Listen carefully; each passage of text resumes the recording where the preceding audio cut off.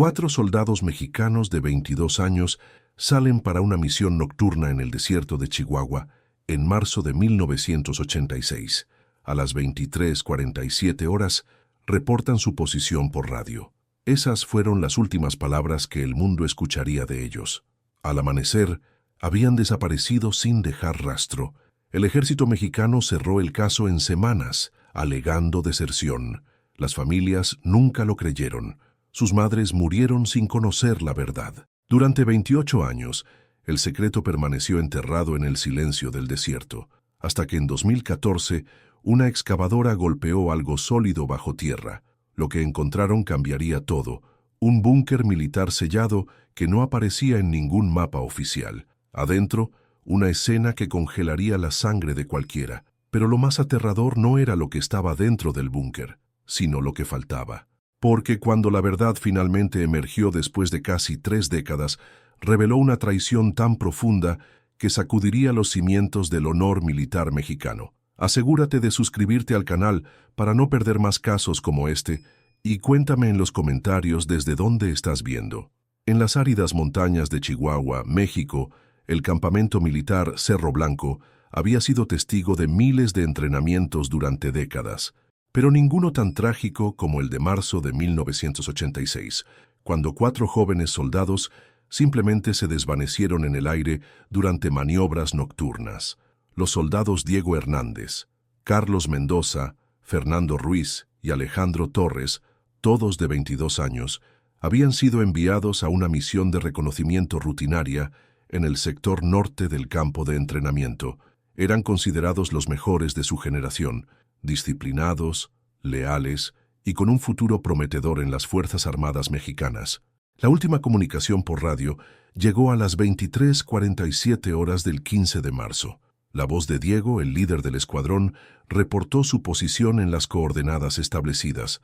Todo parecía normal. Sin embargo, cuando no regresaron al punto de encuentro a las 06:00 horas del día siguiente, las alarmas se encendieron en todo el campamento. El coronel Ramírez ordenó una búsqueda inmediata que se extendió por 3 semanas intensas. Cientos de soldados peinaron cada centímetro del terreno montañoso. Helicópteros sobrevolaron la zona día y noche.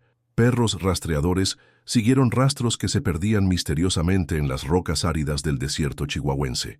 Lo más desconcertante era que no encontraron absolutamente nada, ni equipo militar, ni restos de ropa, ni señales de lucha o accidente. Era como si la tierra se los hubiera tragado. Las familias de los 4 jóvenes llegaron al campamento con lágrimas en los ojos y esperanza en el corazón, pero se marcharon con el alma destrozada y preguntas sin respuesta. La investigación oficial concluyó que los soldados habían desertado voluntariamente, una explicación que nunca convenció a nadie. Las madres de los desaparecidos, especialmente doña Carmen Hernández, madre de Diego, juraron que sus hijos jamás habrían abandonado el ejército. Conocían su carácter, su honor, su compromiso con la patria. Pero en 1986, en plena época de tensiones políticas y militares, cuestionar las decisiones oficiales era arriesgado. El caso se cerró silenciosamente, los expedientes se archivaron y el tiempo comenzó a borrar las huellas de aquella tragedia que marcó para siempre al campamento Cerro Blanco. Los años pasaron y el campamento militar Cerro Blanco continuó sus operaciones normales. Las nuevas generaciones de soldados llegaban sin conocer la historia de los 4 desaparecidos. Solo algunos veteranos recordaban ocasionalmente aquella noche de marzo cuando mencionaban el sector maldito en conversaciones nocturnas. En 1995, 9 años después de la desaparición, el ejército mexicano decidió modernizar las instalaciones del campamento. El proyecto incluía la construcción de nuevos barracones, un centro de comunicaciones avanzado y un complejo administrativo. Las obras de infraestructura transformarían completamente el paisaje de Cerro Blanco. Durante los trabajos de excavación para los cimientos del nuevo complejo administrativo, los ingenieros encontraron estructuras subterráneas que no aparecían en ningún plano oficial. Se trataba de túneles y búnkeres construidos durante la Segunda Guerra Mundial, cuando México participó activamente en el conflicto y estableció bases de defensa en zonas estratégicas. Estos búnkers habían sido sellados y olvidados décadas atrás. La mayoría estaban vacíos o contenían equipamiento militar obsoleto. Los trabajadores documentaron cada hallazgo y continuaron con la construcción, rellenando algunos túneles y conservando otros por su valor histórico. Nadie relacionó estos descubrimientos con la desaparición de 1986. El nuevo campamento se inauguró en 1997 con gran ceremonia. Autoridades militares y civiles celebraron la modernización de las instalaciones. Las familias de los soldados desaparecidos ya no visitaban el lugar con frecuencia. El dolor había mutado en una resignación amarga, pero nunca en olvido. Doña Carmen Hernández, madre de Diego, había envejecido prematuramente. Sus cabellos negros se volvieron blancos y su sonrisa desapareció para siempre. Cada 15 de marzo, el aniversario de la desaparición, encendía una vela en su humilde hogar de Ciudad Juárez y rezaba por encontrar respuestas antes de morir.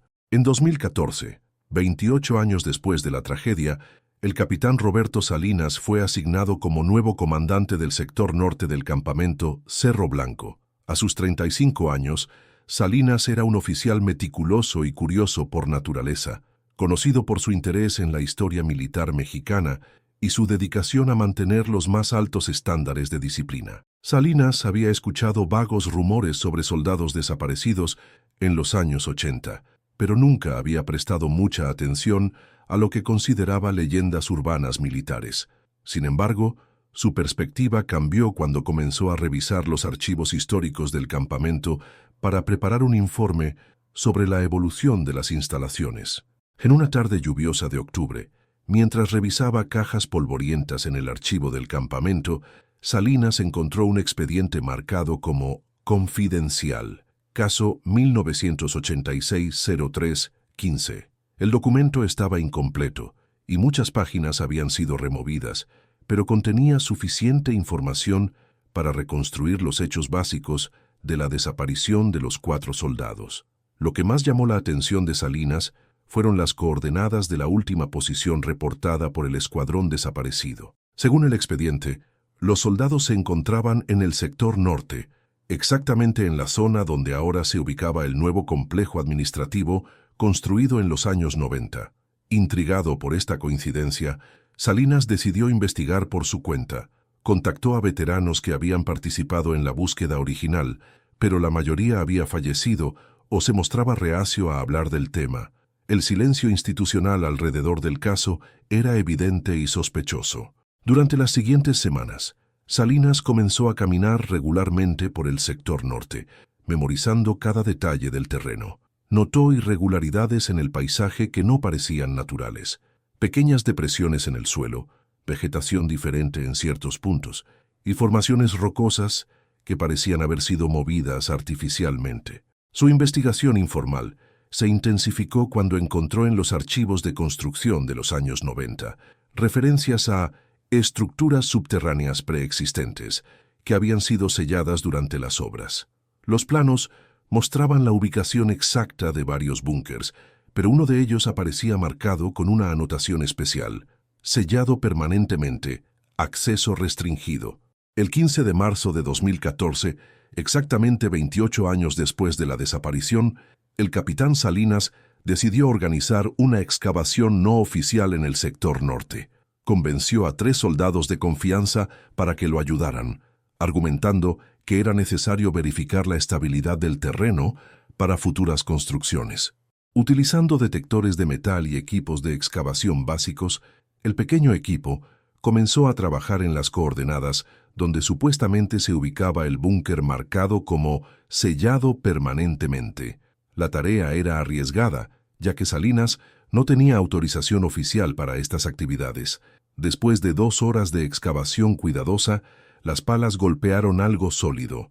Era una estructura de concreto enterrada bajo casi 2 metros de tierra y escombros.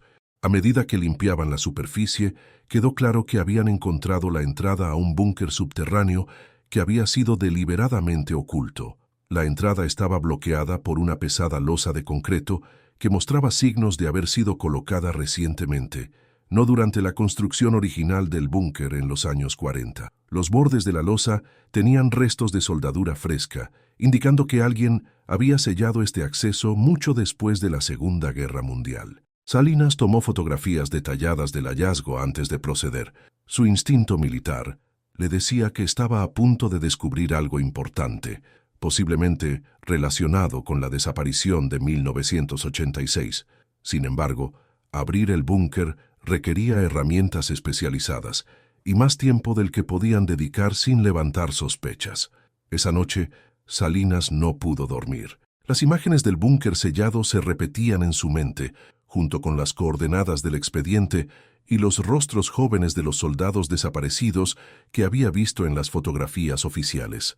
Intuía que estaba cerca de resolver un misterio que había atormentado al campamento durante casi 3 décadas. Al día siguiente, Salinas solicitó formalmente permiso para realizar inspecciones de seguridad estructural en el sector norte. Su reputación como oficial responsable y meticuloso le ayudó a obtener la autorización sin demasiadas preguntas. Lo que no reveló era que tenía la intención de abrir el búnker sellado, independientemente de lo que pudiera encontrar adentro. El 20 de marzo de 2014, 5 días después del aniversario de la desaparición, el capitán Salinas regresó al sitio con equipos especializados de corte y un pequeño generador eléctrico. Había convencido al sargento Morales y al cabo Jiménez de que lo acompañaran, explicándoles que estaban investigando posibles riesgos estructurales para la seguridad del campamento. El proceso de cortar la losa de concreto tomó casi 3 horas.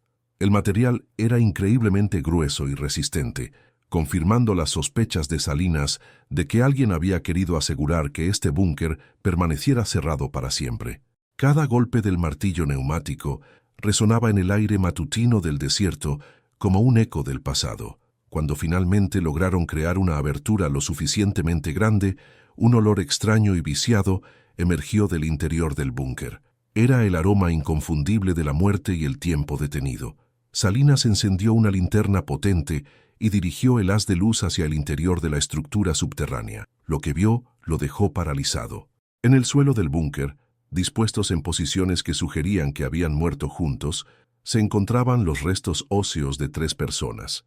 Los esqueletos estaban vestidos con uniformes militares desintegrados, y junto a ellos había equipos de comunicación, armas y placas de identificación que brillaban débilmente bajo la luz artificial. El sargento Morales, un veterano de 20 años de servicio, nunca había visto algo así. Sus manos temblaron cuando ayudó a Salinas a descender cuidadosamente al búnker para examinar más de cerca los restos. La escena sugería que los 3 soldados habían muerto hace mucho tiempo, posiblemente décadas, en circunstancias misteriosas. Las placas de identificación confirmaron lo que Salinas había comenzado a sospechar. Pertenecían a Diego Hernández, Carlos Mendoza y Fernando Ruiz, 3 de los 4 soldados desaparecidos en 1986. Pero la 4ª placa, la de Alejandro Torres, no estaba por ningún lado y tampoco sus restos. La disposición de los esqueletos era perturbadora. 2 de ellos mostraban signos de trauma en el cráneo, sugiriendo que habían sido golpeados o disparados. El tercero parecía haber muerto de causas diferentes, quizás por inanición o asfixia, pero lo más inquietante era la ausencia total del 4º soldado. Tras el impactante descubrimiento, el capitán Salinas se enfrentó a una decisión crucial: reportar inmediatamente el hallazgo a sus superiores o investigar por su cuenta antes de hacer pública la situación. Su experiencia le decía que una vez que el caso llegara a niveles superiores, la investigación podría ser limitada o incluso encubierta nuevamente. Decidió documentar meticulosamente la escena antes de reportar oficialmente. Tomó cientos de fotografías desde diferentes ángulos, recolectó las placas de identificación y catalogó cada objeto encontrado en el búnker. Entre los elementos más significativos estaban un diario personal, una radio militar dañada y varios casquillos de bala que habían pasado desapercibidos durante décadas. El diario pertenecía a Carlos Mendoza y contenía entradas hasta el 16 de marzo de 1986, un día después de su desaparición oficial. Las últimas páginas estaban manchadas y dañadas, pero algunas líneas eran legibles y revelaban información crucial sobre los eventos que llevaron a su muerte. Según las entradas del diario, el escuadrón había descubierto algo durante su misión nocturna que no debían haber visto. Mendoza escribió sobre operaciones secretas y personal no autorizado en el sector norte del campamento. Las anotaciones sugerían que los 4 soldados habían sido testigos de actividades ilegales o clandestinas. La entrada más reveladora, fechada el 16 de marzo, mencionaba que Alejandro había propuesto una solución para garantizar su silencio. El tono de la escritura sugería desconfianza hacia Torres y temor por sus vidas. La última línea legible era especialmente perturbadora.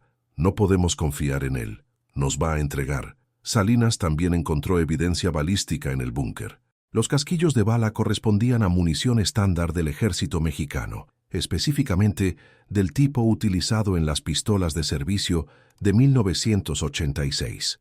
Esto confirmaba que los soldados habían sido asesinados con armas militares, posiblemente por otros miembros del ejército. La radio militar, aunque dañada por el tiempo, contenía frecuencias programadas que no correspondían a los canales oficiales del campamento. Esto sugería que alguien había estado utilizando comunicaciones encriptadas o no autorizadas en el área, lo que respaldaba las sospechas sobre actividades clandestinas mencionadas en el diario. Enfrentado con evidencia que implicaba a miembros del propio ejército en el asesinato de los 3 soldados, el capitán Salinas decidió investigar discretamente antes de presentar un reporte oficial. Sabía que si las actividades clandestinas mencionadas en el diario involucraban a oficiales de alto rango, su vida podría estar en peligro. Comenzó por investigar los registros de personal del campamento correspondientes a marzo de 1986. Los archivos revelaron que durante esa época, el sector norte estaba bajo el comando del entonces mayor Gustavo Villarreal, quien posteriormente había sido transferido a otras bases y había ascendido rápidamente en la jerarquía militar hasta retirarse con honores en 2005. Salinas también descubrió que en 1986 había rumores persistentes sobre contrabando de armas en la frontera norte de México. El campamento Cerro Blanco, por su ubicación estratégica cerca de la frontera con Estados Unidos, habría sido un punto ideal para operaciones ilegales de tráfico de armamento hacia grupos insurgentes centroamericanos. Las investigaciones históricas revelaron que durante los años 80, varios oficiales militares mexicanos habían sido implicados en escándalos de corrupción relacionados con el tráfico de armas. Algunos de estos casos nunca llegaron a juicio debido a la influencia política y militar de los involucrados, lo que explicaría por qué el caso de los soldados desaparecidos fue cerrado tan rápidamente. Siguiendo esta línea de investigación, Salinas contactó discretamente con el periodista de investigación Miguel Sandoval, especializado en casos de corrupción militar. Sandoval había estado investigando conexiones entre militares mexicanos y traficantes de armas durante décadas, y tenía acceso a fuentes confidenciales dentro del ejército. El encuentro entre Salinas y Sandoval tuvo lugar en un café discreto de Ciudad Juárez, lejos del campamento militar. El periodista se mostró inmediatamente interesado en el caso cuando Salinas le mostró fotografías del búnker y copias del diario de Mendoza. Sandoval reveló que había estado investigando al exmayor Villarreal durante años, sospechando su participación en redes de contrabando. Según Sandoval, Villarreal había acumulado una fortuna considerable después de su retiro militar, aparentemente a través de inversiones inmobiliarias y negocios legítimos. Sin embargo, el periodista sospechaba que su riqueza provenía de actividades ilícitas durante su servicio activo, incluyendo el periodo en que comandaba el sector norte de Cerro Blanco. La colaboración entre el capitán Salinas y el periodista Miguel Sandoval condujo a un descubrimiento que cambiaría completamente el entendimiento del caso. Mientras revisaban archivos históricos en los registros civiles de Chihuahua, encontraron información crucial sobre Alejandro Torres, el 4º soldado cuyo cuerpo no había aparecido en el búnker. Los registros mostraban que Alejandro Torres había cambiado legalmente su nombre a Alberto Terraza en septiembre de 1986, 6 meses después de su supuesta desaparición. Los documentos indicaban que había presentado una petición formal alegando amenazas contra su vida por actividades militares. Una explicación vaga que había sido aceptada sin mayores investigaciones. Más impactante aún era el descubrimiento de que Alberto Terraza había establecido una empresa de seguridad privada en Hermosillo, Sonora, poco después de cambiar su identidad. La empresa había prosperado durante los años 90, obteniendo contratos gubernamentales lucrativos y estableciendo conexiones con organizaciones internacionales de seguridad. Sandoval había encontrado fotografías de eventos empresariales donde aparecía Terraza, ahora convertido en un exitoso empresario de mediana edad. Aunque había cambiado físicamente, algunos rasgos faciales distintivos confirmaban que se trataba del mismo Alejandro Torres que había desaparecido del campamento en 1986. La investigación reveló que Terraza mantenía estrechas relaciones comerciales con varios exoficiales militares, incluyendo al retirado general Gustavo Villarreal. Las empresas de ambos habían colaborado en múltiples proyectos, sugiriendo una asociación que se remontaba a sus días en el servicio activo.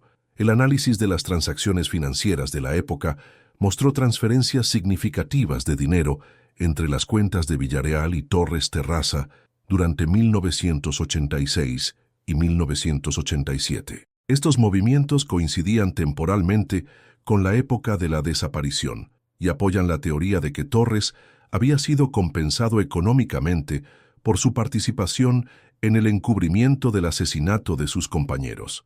El patrón emergente sugería que Torres había descubierto las actividades de contrabando de Villarreal junto con sus 3 compañeros, pero a diferencia de ellos, había decidido unirse a la operación ilegal en lugar de denunciarla. Su traición había resultado en la muerte de Diego Hernández, Carlos Mendoza y Fernando Ruiz, mientras él se beneficiaba económicamente y construía una nueva vida bajo una identidad falsa. La evidencia documental, combinada con las anotaciones del diario de Mendoza sobre la desconfianza hacia Torres, pintaba un cuadro claro de traición y asesinato que había permanecido oculto durante 28 años. Con evidencia sólida sobre la identidad y ubicación de Alejandro Torres, ahora conocido como Alberto Terraza, el capitán Salinas y el periodista Miguel Sandoval enfrentaron la decisión de cómo proceder. Sabían que confrontar directamente a un empresario exitoso con conexiones políticas y militares sería extremadamente arriesgado, pero también entendían que era la única manera de obtener justicia para las víctimas. Sandoval propuso una estrategia cuidadosamente planificada: contactar primero a Terraza, bajo el pretexto de una entrevista empresarial para una revista de negocios, y posteriormente confrontarlo con la evidencia una vez que estuviera grabando la conversación. Esta aproximación permitiría documentar su reacción y posiblemente obtener una confesión parcial. El encuentro se organizó en las oficinas de la empresa de seguridad de Terraza en Hermosillo. El empresario, ahora de 50 años, había prosperado considerablemente desde su supuesta desaparición. Su oficina estaba decorada con fotografías de eventos militares y con decoraciones que sugerían una carrera honorable, una ironía cruel considerando la verdad sobre su pasado. Durante los primeros minutos de la entrevista, Terraza se mostró relajado y confiado, hablando sobre el crecimiento de su empresa y sus planes futuros. Sin embargo, su actitud cambió drásticamente cuando Sandoval mencionó casualmente el campamento Cerro Blanco y los eventos de marzo de 1986. La reacción física de Terraza fue inmediata e inconfundible. Sus manos comenzaron a temblar, su voz se volvió inestable y su rostro palideció visiblemente. Cuando Sandoval mostró fotografías del búnker y las placas de identificación de sus excompañeros, Terraza se levantó abruptamente de su silla, intentando terminar la entrevista. Fue en ese momento cuando Salinas se reveló, mostrando su identificación militar y explicando que tenía evidencia suficiente para implicar a Terraza en el asesinato de 3 soldados. Enfrentado con la realidad de que su pasado había sido descubierto, Terraza colapsó emocionalmente y comenzó a hablar. Su confesión fue parcial pero reveladora. Admitió haber sido testigo del asesinato de sus compañeros, pero negó participación directa. Según su versión, el mayor Villarreal había descubierto que los 4 soldados conocían sobre las operaciones de contrabando y había ordenado eliminarlos. Terraza afirmó que había sido forzado a cooperar bajo amenaza de muerte. Sin embargo, la evidencia financiera y las anotaciones del diario de Mendoza sugerían una participación más activa de Terraza en la traición. Su rápido ascenso económico después de la desaparición y sus conexiones continuas con Villarreal indicaban que había sido un socio dispuesto, no una víctima. La confesión parcial de Alberto Terraza, combinada con la evidencia física del búnker y los documentos históricos, proporcionó suficiente base para reabrir oficialmente el caso de los soldados desaparecidos en 1986. El capitán Salinas presentó un reporte completo a la Procuraduría General Militar, iniciando una investigación formal que rápidamente se convirtió en noticia nacional. La revelación de que 3 jóvenes soldados habían sido asesinados por sus superiores debido a su conocimiento de operaciones ilegales de contrabando de armas conmocionó a la opinión pública mexicana. Las familias de las víctimas, que habían esperado respuestas durante casi 3 décadas, finalmente conocieron la verdad sobre el destino de sus hijos. Doña Carmen Hernández, madre de Diego, quien había mantenido encendida la llama de la esperanza durante 28 años, experimentó una mezcla de dolor y alivio al conocer los hechos. Aunque la confirmación de la muerte de su hijo era devastadora, finalmente podía darle una sepultura digna y encontrar cierta paz en saber que no había desertado, como afirmaban los reportes oficiales. El ex general Gustavo Villarreal, ahora de 74 años, fue arrestado en su lujosa residencia de Guadalajara. A pesar de sus intentos de negar participación en los asesinatos, la evidencia acumulada durante décadas de investigación periodística y la nueva evidencia física del búnker construyeron un caso sólido en su contra. Alberto Terraza enfrentó cargos por conspiración, encubrimiento y traición a la patria. Su imperio empresarial, construido sobre la sangre de sus excompañeros, comenzó a desmoronarse cuando sus socios comerciales y clientes gubernamentales se distanciaron públicamente de él. La justicia, aunque tardía, finalmente alcanzaba a quienes habían creído que sus crímenes permanecerían enterrados para siempre. El proceso judicial reveló la extensión completa de la red de contrabando que operaba desde el campamento Cerro Blanco en los años 80. Varios oficiales retirados fueron implicados en las operaciones ilegales, desentrañando décadas de corrupción institucional que había costado vidas inocentes. El caso se convirtió en un símbolo de la importancia de la búsqueda persistente de la verdad y la justicia, independientemente del tiempo transcurrido. Las familias de Diego Hernández, Carlos Mendoza y Fernando Ruiz finalmente pudieron sepultar dignamente a sus hijos, mientras que la sociedad mexicana reflexionaba sobre los peligros de la impunidad y la corrupción institucional. El capitán Roberto Salinas fue reconocido por su valentía y dedicación en resolver uno de los casos más complejos y sensibles en la historia militar mexicana reciente.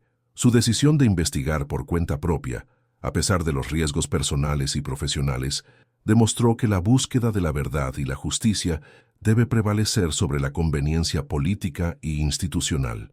El búnker en Cerro Blanco fue convertido en un memorial para honrar la memoria de los 3 soldados asesinados y recordar a las futuras generaciones los peligros de la corrupción y la traición.